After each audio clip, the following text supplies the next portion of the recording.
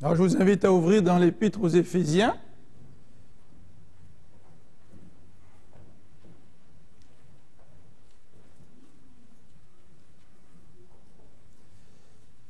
L'Épître aux Éphésiens au chapitre 5.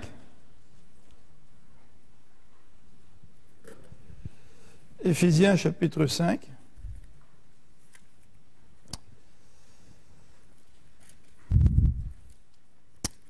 Et à partir du verset 22.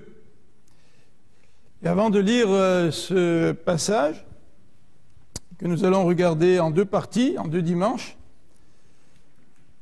j'aimerais simplement attirer votre attention sur le plan de notre épître aux Éphésiens tel que l'auteur John Stott l'a inséré dans son commentaire. Donc voici ce que nous dit John Stott dans son résumé du plan d'Éphésiens. Le plan d'Éphésiens se construit en 4 parties. Les premiers chapitres parlent de la nouvelle vie. Alors si vous voulez vous rappeler d'une seule chose, nouvelle vie ou vie nouvelle. Deuxième élément, c'est la nouvelle société. Qu'est-ce que c'est que la nouvelle société? C'est l'Église, c'est le peuple de Dieu. Et dans Éphésiens, il va nous parler non seulement de la nouvelle vie que l'on reçoit, il va non seulement nous parler de la nouvelle société dans laquelle on est inséré, le peuple de Dieu, l'Église, mais il va nous parler aussi des nouvelles normes qui caractérisent cette nouvelle société. Dans toute société, il y a des normes. Dans toute société, nous voyons que tout est organisé pour que cette société puisse vraiment fonctionner correctement.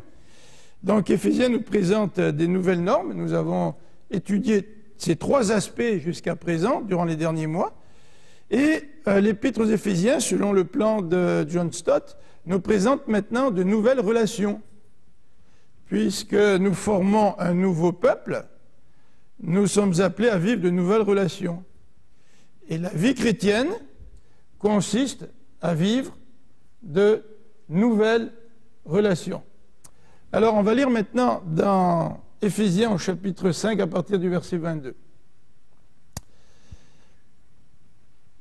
Alors, j'ai résisté à la tentation de vous concocter une petite traduction qui ferait plaisir à tout le monde, puisque c'est impossible. Alors, on va lire le texte biblique tel qu'il est écrit. Femmes, que chacune soit soumise à son mari comme au Seigneur, car le mari est le chef de la femme, comme Christ est le chef de l'Église, qui est son corps et dont il est le sauveur. Or, de même que l'Église est soumise à Christ, les femmes aussi doivent être à leur mari en toutes choses. Ça, c'est la première partie du texte, qui s'adresse aux femmes. La deuxième partie s'adresse aux maris. L'auteur biblique ne les oublie pas, ces maris. Que chacun aime sa femme comme Christ a aimé l'Église et s'est livré lui-même pour elle, afin de la sanctifier en la purifiant et en la lavant par l'eau de la parole, pour faire paraître devant lui cette Église glorieuse, sans tache, ni ride, ni rien de semblable, mais sainte et irréprochable. C'est ainsi que le mari doit aimer sa femme comme son propre corps. Celui qui aime sa femme s'aime lui-même, car jamais personne n'a haï sa propre chair, mais il la nourrit et en prend soin, comme Christ le fait pour l'Église, parce que nous sommes membres de son corps. Et on pourrait couper le passage ici, et au verset 31, on pourrait avoir une genre de 3e mini-péricope qui sert aussi de conclusion à ces versets qui nous parlent de nouvelles relations au sein du couple. Et j'aimerais juste vous faire remarquer que l'apôtre Paul utilise 3 versets pour parler aux femmes, et il en utilise un peu plus pour parler aux hommes. Et au verset 31, c'est pourquoi l'homme quittera son père et sa mère, s'attachera à sa femme, et les deux deviendront une seule chair. Ce mystère est grand. Alors le mystère, ce n'est pas le mystère du mariage, comme on l'entend souvent dans les célébrations de mariage. Verset 32, ce mystère est grand, je dis cela par rapport à Christ et à l'Église. Intéressant, dans le texte, il y a des relations entre Christ et l'Église, entre le couple, la relation entre l'homme et la femme, la relation entre Christ et l'Église. Et du reste, au verset 33, du reste que chacun de vous aime sa femme comme lui-même et que la femme respecte son mari. On va prier ensemble. Seigneur notre Dieu, merci pour ta parole qui bien souvent nous surprend. Ta parole qui est parfois un petit peu difficile à écouter, à accepter, à entendre. Mais Seigneur, il ne reste pas moins que cette parole est quand même ta parole. Et ce matin, nous voulons écouter ce que tu as à nous dire. Nous croyons que ta parole est inspirée, c'est-à-dire qu'elle est le souffle même de Dieu. Nous croyons que ta parole est inhérente, c'est-à-dire qu'elle ne contient pas d'erreur. Et Seigneur, même si nous avons un bagage culturel que nous portons, que nous traînons, nous voulons écouter ta parole en te demandant le plus possible de nous aider à nous débarrasser de tout ce qui peut nous influencer et qui pourrait nous empêcher de bien comprendre ce que tu as à nous dire. Donc Seigneur, nous te remettons ce service afin que tu puisses parler à chacun d'entre nous. Te le demandons au nom de Jésus-Christ. Amen. Alors, comme vous le voyez à l'écran, le titre que j'ai choisi ce matin, c'est celui-ci, « De nouvelles relations au sein du couple ». Le texte au chapitre 6 va nous parler de nouvelles relations au sein de la famille, avec les enfants et les parents. Alors, il est à chaque fois question de deux intervenants dans ces relations. Dans le texte de ce matin, le premier intervenant, c'est l'épouse et le mari. Au chapitre 6, quand il est question de nouvelles relations au sein de la famille, il s'agit des enfants et des parents, donc deux intervenants. Et le chapitre 6 va continuer au verset 5 en nous présentant un troisième domaine, c'est-à-dire les relations de travail. Relations au sein du couple, relations au sein de la famille, relations dans le milieu de travail. Et là encore, il y a deux intervenants, les patrons ou les maîtres, et les esclaves ou les serviteurs. Alors ce sont des sujets qui, en quelque sorte, frappent en plein dans le mille, parce que ça touche le cœur même de ce que nous vivons. Si nous ne sommes pas mariés, nous n'avons pas d'enfants, nous sommes peut-être encore dans une relation familiale. Et probablement nous sommes intégrés dans le milieu du travail. Et même si nous sommes étudiants, nous travaillons pendant l'été ou pendant les fins de semaine, nous sommes concernés par ce que l'apôtre Paul nous présente ce matin. Et l'apôtre Paul n'a pas abordé ce sujet simplement dans Éphésiens au chapitre 5. Ce sujet est abordé dans deux autres passages rédigés par Paul. Le premier, c'est dans Colossiens, et le suivant, c'est dans Tite. Et le Nouveau Testament nous présente un autre texte rédigé par Pierre, cette fois-ci, qui aborde le même sujet. Alors, pour nous mettre dans le contexte, j'aimerais qu'on lise ces trois textes, même si je ne vais pas enseigner sur chacun d'entre eux. C'est pour nous mettre dans le contexte, pour voir un peu ce que les autres passages de la Bible nous disent. Alors, Colossiens, au chapitre 3, verset 18, on va lire ensemble ce passage tiré de l'épître jumelle de l'épître aux Éphésiens, puisque les thèmes dans Colossiens et les thèmes dans Éphésiens sont sensiblement parallèles. Donc les mêmes sujets sont traités dans les deux épîtres. Alors Colossiens chapitre 3, verset 18, jusqu'au chapitre 4, verset 1. « Femmes, que chacune soit soumise à son mari comme il convient dans le Seigneur. Mari, que chacun aime sa femme et ne s'aigrisse pas contre elle. » Alors, vous voyez, il y a des éléments supplémentaires que Paul présente dans ce passage, notamment que le mari ne s'aigrisse pas contre sa femme. « Enfants, obéissez en toutes choses à vos parents, car cela est agréable au Seigneur. » Donc vous voyez que Paul, dans l'épître aux Colossiens, est beaucoup plus... résume davantage son sujet. Verset 21, « Pères, n'irritez pas vos enfants de peur qu'ils ne se découragent. » Verset 32, « Les serviteurs, obéissez en toutes choses à vos maîtres selon la chair, pas seulement sous leurs yeux, comme pour plaire aux hommes, mais avec simplicité de cœur, dans la crainte du Seigneur. Tout ce que vous faites, faites-le de bon cœur, comme pour le Seigneur et non pour des hommes. » Alors ça, c'est un ajout par rapport à Éphésiens, mais c'est très intéressant, que dans nos relations, parfois c'est difficile dans les relations de couple, familiales ou avec notre employeur, eh bien que nous fassions tout de bon cœur, comme pour le Seigneur et non pour les hommes, sachant que vous recevrez du Seigneur l'héritage pour récompense. Servez Christ le Seigneur. C'est intéressant ce lien-là, dans mes relations de couple, dans mes relations familiales, dans mes relations de travail. Servir Christ le Seigneur, car celui qui agit injustement recevra selon son injustice, et il n'y a point de favoritisme devant le Seigneur. Donc, vous voyez là que pour Paul, c'est un thème très important. C'est un thème extrêmement important. Tite, on va regarder dans Tite. Tite se trouve après Timothée. Tite au chapitre 2, à partir du verset 1er. Tite 2, verset 1er. Alors, ces sujets sont sensibles, mais dès le début du verset 1er, l'apôtre Paul parle de doctrine. Pour toi, dis les choses qui sont conformes à la sainte doctrine. Alors, ces sujets que nous abordons là, durant ces quelques semaines, nous allons aborder relations de couple, relations de famille, relations de milieu de travail. Ici, Paul le place dans un cadre doctrinal. Pour toi, dis les choses qui sont conformes à la sainte doctrine.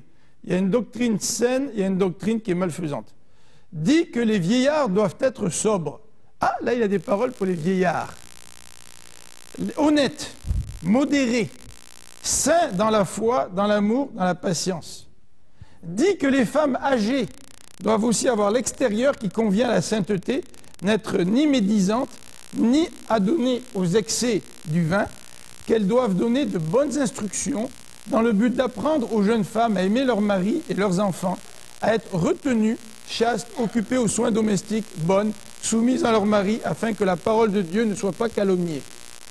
Exhorte de même les jeunes gens à être modérés, te montrant toi-même à tous égards un modèle de bonnes œuvres, et donnant un enseignement pur, digne, une parole saine, irréprochable, afin que l'adversaire soit confus, n'ayant aucun mal à dire de nous. Ça, c'est extraordinaire, hein? Que dans ces domaines-là, relations de couple, relations de famille, relations de travail, il parle des personnes âgées, des hommes plus âgés, des femmes plus âgées, que l'adversaire soit confus, n'ayant rien à dire de mal à notre sujet. Et Paul va donner des indications sur nos relations. Verset 9. Exhorte les serviteurs à être soumis à leur maître, à leur plaire en toutes choses, à n'être point contredisant, à ne rien dérober, mais à montrer toujours une parfaite fidélité, afin de faire honneur en tout la doctrine de Dieu. Nous, on aurait dit à Dieu, mais la doctrine de Dieu, de notre Sauveur. Donc, en tant que chrétiens, nous sommes appelés à honorer Dieu en faisant honneur à ce qu'il enseigne, en mettant en pratique ce qu'il enseigne. 1 Pierre 2. 1 Pierre 2 au verset 18. 1 Pierre 2, verset 18.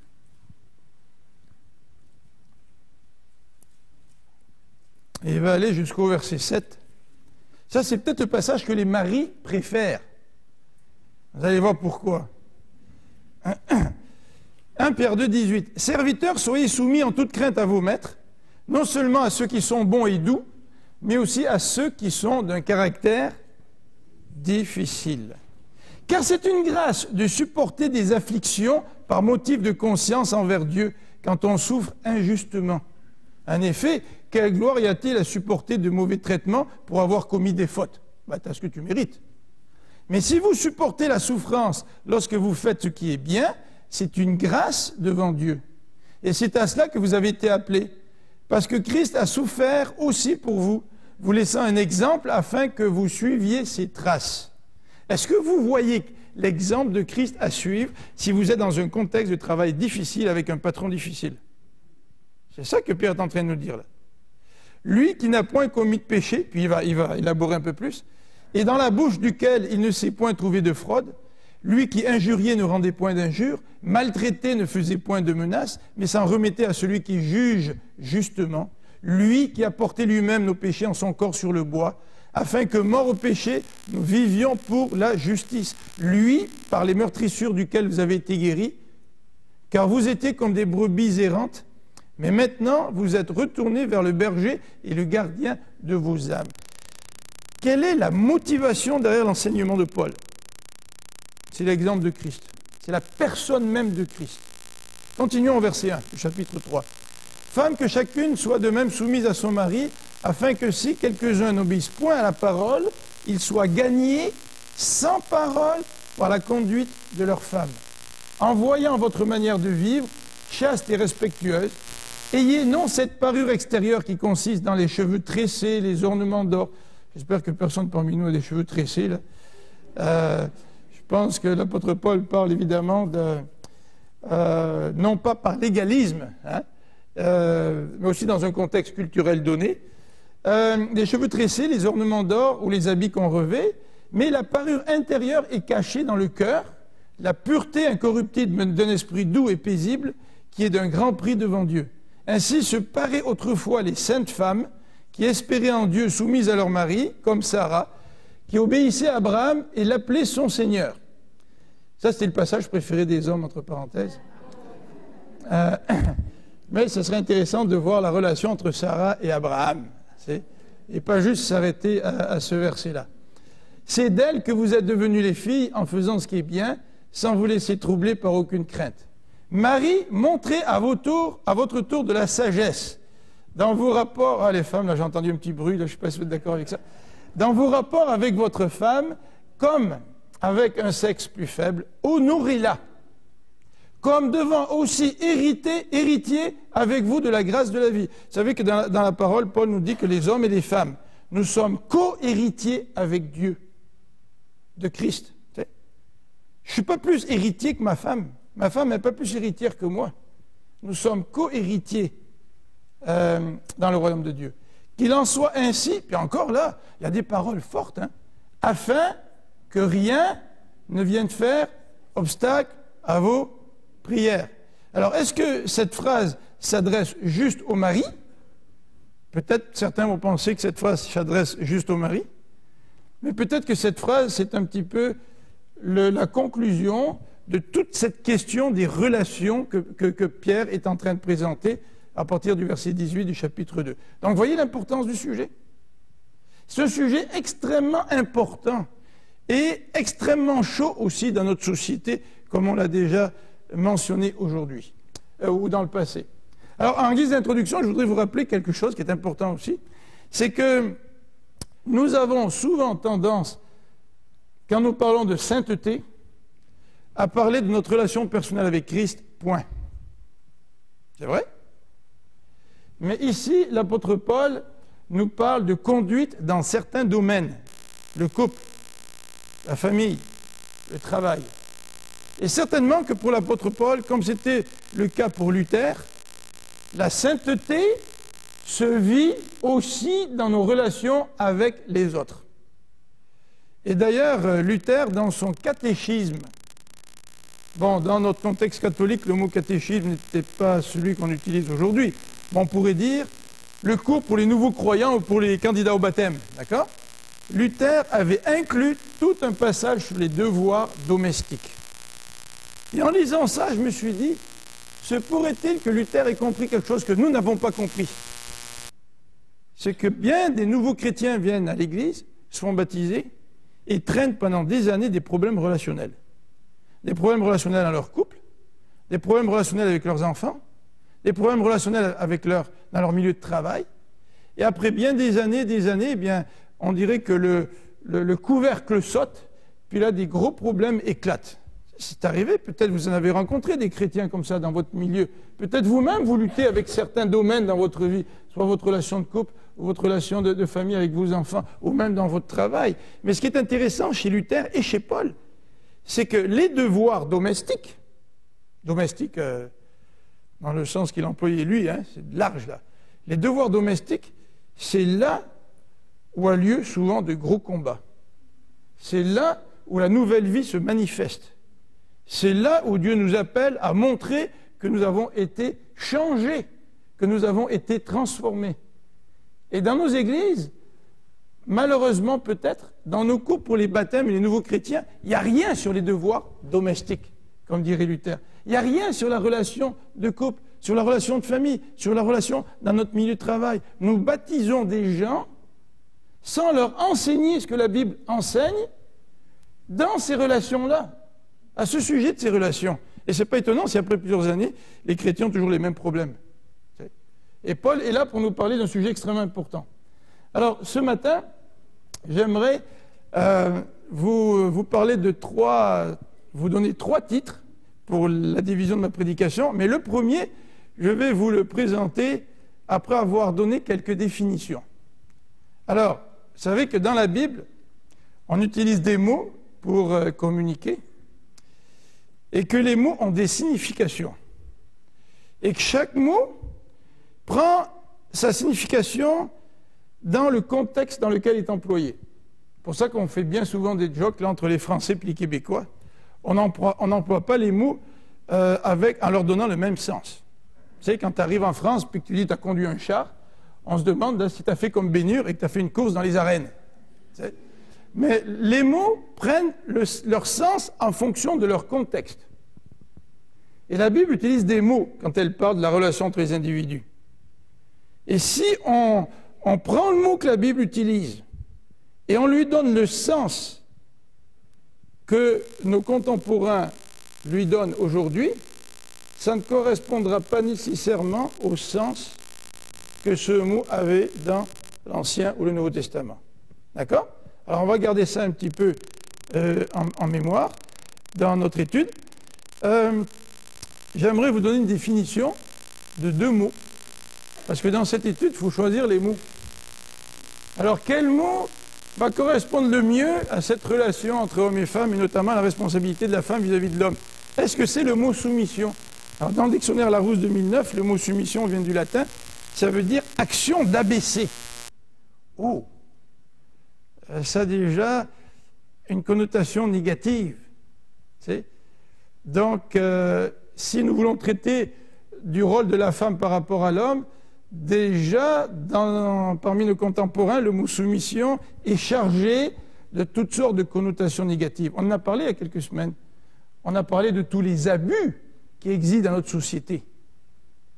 Et que la relation entre l'homme et la femme, lorsqu'on la décrit avec ce terme-là, soumission, ça va provoquer des réactions chez ceux qui écoutent, n'est-ce pas? Des personnes qui ont été abusées ne peuvent pas accepter d'envisager une soumission vis-à-vis de leur mari, tu sais, s'ils ont été abusés, qu'ils ont souffert dans cette relation-là.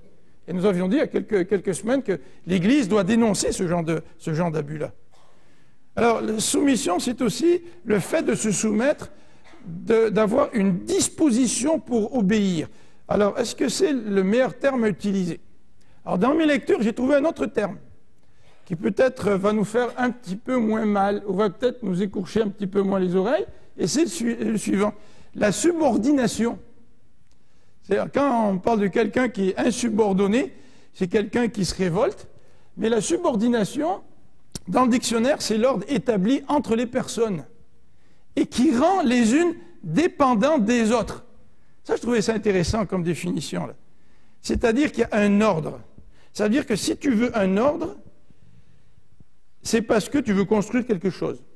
C'est quelque chose de positif dans l'ordre. Le désordre, là, c'est négatif. Hein, quand il y a de l'anarchie dans des manifestations, ça devient une émeute. C'est plus une manifestation. Hein. Donc, si on veut de l'ordre, il faut qu'il y ait une structure. D'accord? Alors, le mot subordination, selon le dictionnaire, nous donne la définition suivante, un ordre établi. Mais pourquoi un ordre établi entre des personnes? C'est pour que nous puissions être vraiment interdépendantes, mais aussi unis dans cette interdépendance-là. Il n'y a pas un ordre établi juste pour le fun d'avoir un ordre. On veut que les manifestations se passent dans l'ordre. Pourquoi? C'est pour atteindre un objectif. Alors on veut que les gens respectent cet ordre-là pour que l'objectif soit atteint. Alors voilà la définition que je vous soumets ce matin, et vous allez comprendre pourquoi, au lieu d'employer le mot soumission, j'ai préféré employer le mot subordination. Et c'est un petit peu ce que l'auteur, Stéphane Clark, utilise dans son gros livre sur hommes et femmes en Christ, un livre de 700 pages, si vous avez envie de lire là, sur le sujet. Il emploie donc l'expression subordination. Femmes, soyez subordonnées à vos maris. Est-ce que ça passe mieux à vos oreilles, ou vous préféreriez, femmes, soyez soumises à vos maris? Mais en tout cas, vous comprenez l'état d'esprit dans lequel j'ai voulu, évidemment, vous présenter ces concepts-là. Alors, le deuxième élément que j'aimerais regarder avec vous, en rapport avec cette subordination, parce que j'aimerais qu'on regarde ensemble ce que c'est que la subordination, j'aimerais aussi, en deuxième élément, faire le lien entre la subordination et la communauté. D'accord? Et en troisième élément, ce que j'aimerais faire, c'est regarder la subordination dans Genèse 2. Et, dimanche prochain, regarder le rôle de l'homme et de la femme dans le couple. Alors là, Luc et Loza, il faut rester une semaine de plus. Par Internet. Alors on vous saluera par Internet quand on va faire deuxième partie.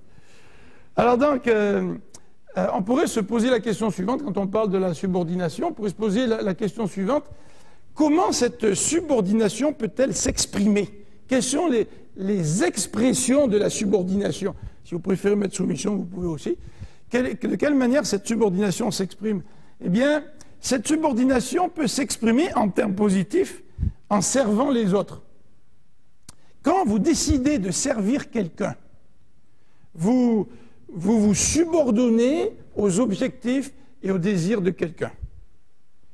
Mes beaux-parents ont déménagé, ils n'ont pas déménagé, mais ils ont leur nouvel appartement, et puis toute la famille de Marie-France s'est réunie cette fin de semaine pour aller peindre chez eux. Alors imaginez-vous, vous avez des gens qui veulent vous aider, qui veulent vous servir. Et lorsque vous leur donnez la peinture, puis que vous leur dites, cette couleur-là, c'est celle qui convient dans le salon, puis vous dites, non, moi je préfère qu'on mette la peinture de la chambre.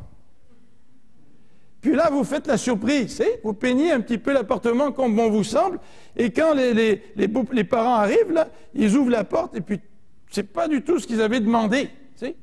La subordination a un aspect positif, parce que quand je veux servir quelqu'un, je me sers pour pouvoir les aider à atteindre leur objectif, ou atteindre leurs désirs. Si vous préparez un repas, vous invitez quelqu'un à la maison, vous en quelque sorte, vous vous subordonnez aux besoins de ces gens-là qui vont manger, vous les servez.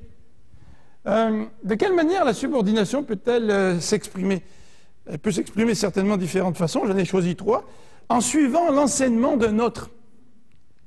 Certainement que les disciples de Jésus, lorsqu'ils s'asseyaient à ses pieds et qu'ils l'écoutaient, eh bien, ils se subordonnaient à l'enseignement de Jésus. Ils se soumettaient à l'enseignement de Jésus. Paul s'est soumis à l'enseignement de Gamaliel. Vous savez, cet illustre théologien juif de l'époque. Donc, cette subordination peut s'exprimer en suivant l'enseignement d'un autre, et cette subordination peut aussi s'exprimer en dédiant notre vie à la cause d'un autre. À travers l'histoire, les hommes ont adopté toutes sortes de causes. Et lorsque vous adoptez une cause, bien souvent, vous rentrez dans un mouvement, vous décidez de suivre un leader qui lui défend la cause, et vous vous subordonnez à la cause, bien sûr. Ça va avoir des impacts dans votre vie. Vous allez faire des sacrifices dans votre vie, parce que vous voulez soumettre une partie de votre vie parce que vous vous dédiez à cette cause, mais vous pouvez aussi vous soumettre aux leaders qui défendent cette cause-là. Donc la subordination n'a pas nécessairement dans son expression un aspect négatif. Mais ce qui est intéressant de regarder aussi quand on parle de subordination ou de soumission, c'est la nature de la subordination. Qu'est-ce que ça veut dire d'être subordonné à quelqu'un? Eh bien, d'après l'enseignement biblique, c'est d'accepter qu'il y a un représentant. C'est d'accepter qu'il y a une tête. Tu ne peux pas parler de subordination s'il n'y a pas de tête, s'il n'y a pas de représentant. La subordination, c'est d'accepter une direction. Vous allez dans une nouvelle église, vous devenez membre, vous acceptez la direction de l'église, vous subordonnez la direction de l'église. Vous avez besoin de spécialistes qui viennent travailler chez vous, faire des réparations, etc.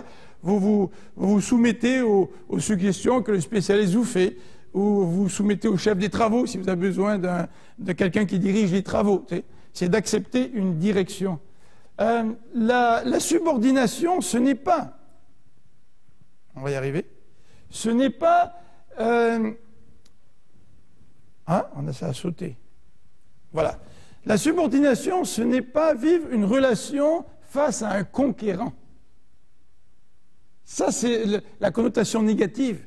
Tu sais, les maîtres du monde, les Assyriens, les Babyloniens, par la suite était Alexandre le Grand, et puis on pourrait rajouter la liste évidemment, qui imposent une soumission, une subordination. Ça, c'est un aspect négatif. Mais la subordination, dans son aspect positif, c'est d'accepter une relation de réciprocité. On va y revenir un peu plus tard tout à l'heure, mais voilà quelques réflexions sur la subordination. Deuxième élément que j'aimerais vous présenter en rapport avec la subordination, et ça fait partie de l'arrière-plan du Proche-Orient ancien, et c'est un peu étranger à nous, personnes du XXIe siècle, et c'est le rapport entre la communauté et la subordination. Et j'aimerais le faire sous trois éléments. Premièrement, l'origine de la subordination.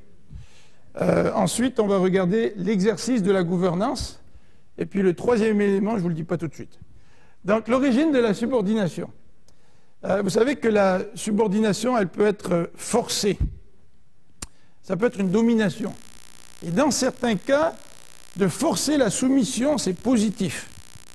Dans certains cas, c'est négatif. Si quelqu'un est malade et se retrouve dans un hôpital psychiatrique, et la personne veut absolument sortir, et les médecins décident que pour des raisons fondamentales, pour protéger sa vie et pour qu'il puisse être soigné, ils vont forcer la personne à rester dans l'hôpital. Il y a un aspect positif à la domination, mais il existe aussi des aspects négatifs. La subordination peut se vivre dans une relation que l'on pourrait appeler la relation de mercenaire. Vous savez ce que c'est qu'un mercenaire? C'est quelqu'un qui vend ses services à quelqu'un d'autre. Donc, tu veux vendre tes services à un certain gouvernement, et lui va te donner un ordre de mission, et tu vas accomplir une mission, souvent c'est militaire, mais tu vas te subordonner à celui qui t'engage, tu vas gagner ta vie, tu vas recevoir en échange de l'argent, et en même temps, celui qui t'engage, il reçoit un bénéfice. Donc il y a un bénéfice mutuel. Mais ce bénéfice mutuel se vit au travers d'une subordination mutuelle. D'accord? Troisième élément, c'est une subordination qui est volontaire. Une subordination volontaire. Il y a un bel exemple dans l'Ancien Testament de subordination volontaire. Vous vous rappelez, lorsque quelqu'un a des dettes, cette personne a la possibilité de se vendre comme esclave. C'est le mot esclave qui est utilisé dans l'Ancien Testament, mais on peut le traduire par serviteur. Donc cette personne-là, elle n'est pas réellement un esclave comme les esclaves chez les Romains. Donc elle se vend comme esclave. Moi, j'aurais des dettes, là, puis je dis à Michel, écoute Michel, là, je me vends comme esclave pour toi pendant toute la fin de semaine. Là.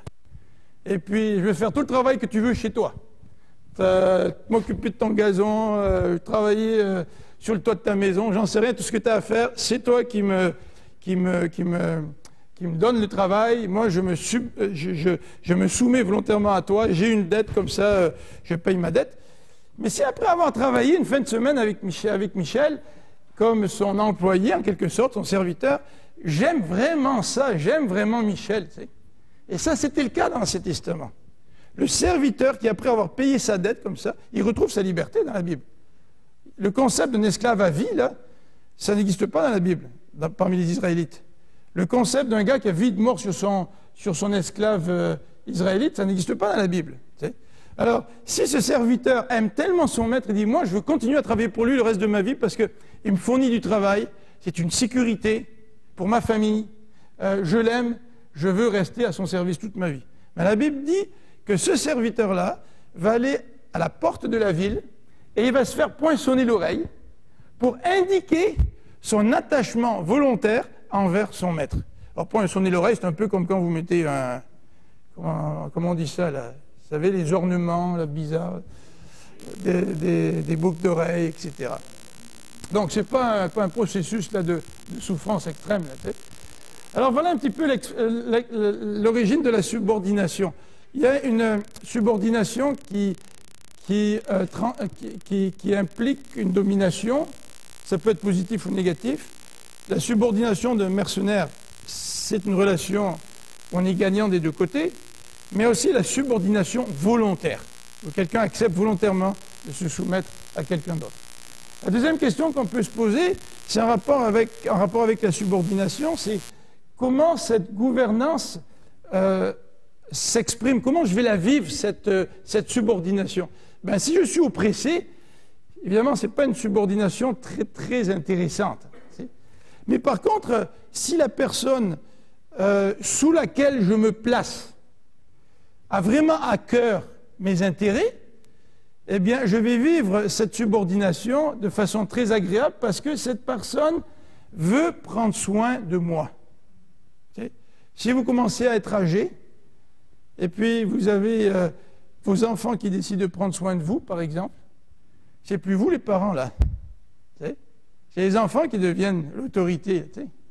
Et si vous allez vivre chez vos enfants, c'est encore plus marqué. Mais vous acceptez cela, pourquoi? Parce que vous avez compris que dans cette relation de subordination, la personne qui a l'autorité sur vous, elle est là pour votre bien, pour prendre soin de vous.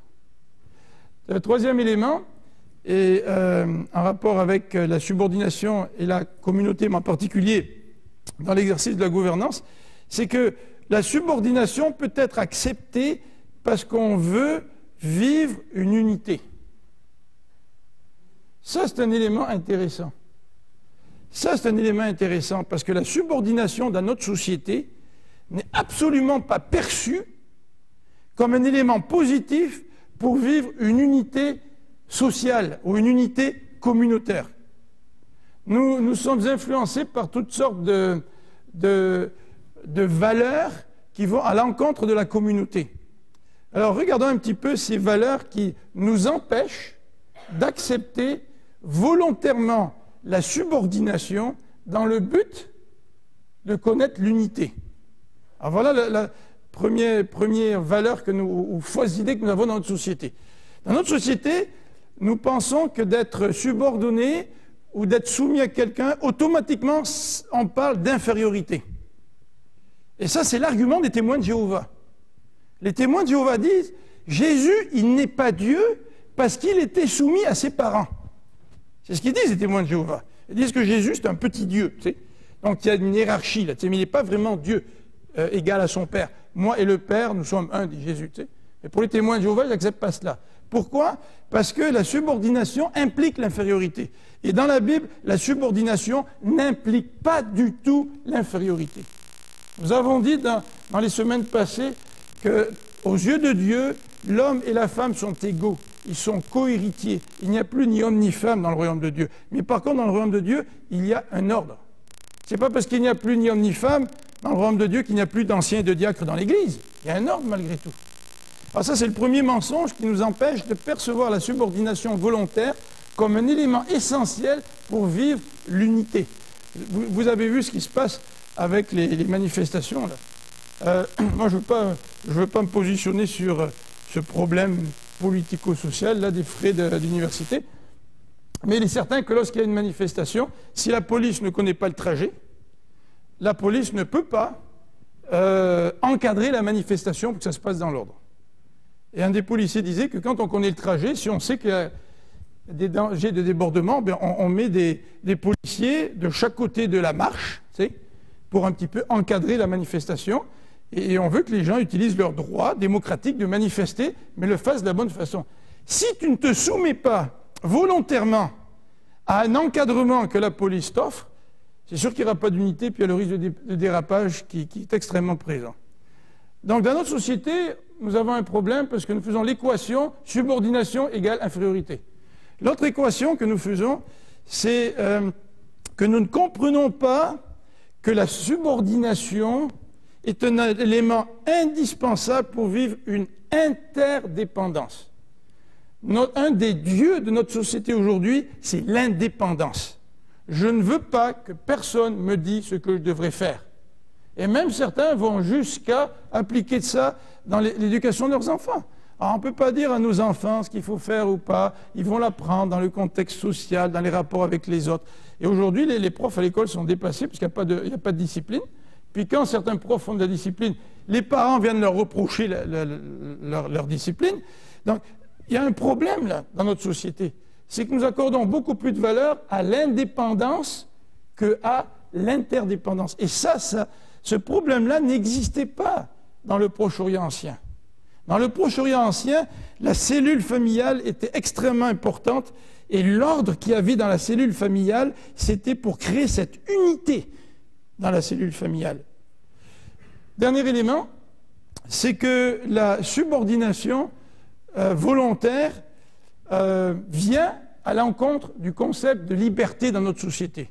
nous envisageons la liberté en dehors de toute soumission à qui que ce soit. Tu veux être libre quand tu roules à 180 à l'heure sur l'autoroute en moto, tu sais. Oui, c'est vrai que tu peux être libre. Tu peux être libre de mourir aussi, tu sais. Et nous associons trop souvent la liberté au refus de la subordination. Mais dans toute société où il n'y a pas de structure, il n'y a pas de subordination, eh bien, il n'y a pas de société.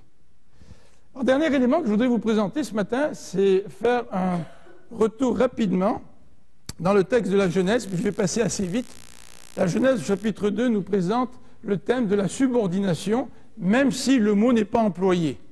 Alors j'aimerais donc que nous puissions terminer avec ces quelques réflexions durant ces 3-4 minutes qui sont devant nous. La subordination dans Genèse au chapitre 2. Première indication que le texte nous parle de la subordination, c'est la suivante. L'homme est au centre du récit, ce n'est pas la femme qui est au centre du récit. Dieu a créé Adam, Adam cherche quelqu'un semblable à lui, fait passer les animaux devant lui, il ne trouve personne. Vous vous rappelez? L'accent dans la création de l'être humain est mis sur l'homme. Non pas au détriment de la femme, puisque c'est mâle et femelle que l'homme, l'être humain, a été créé à l'image de Dieu. La femme, elle est tout aussi image de Dieu que l'homme, n'est-ce pas? Malgré les abus que l'histoire nous a présentés.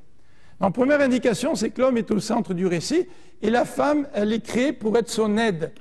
C'est intéressant cette expression dans certaines Bibles.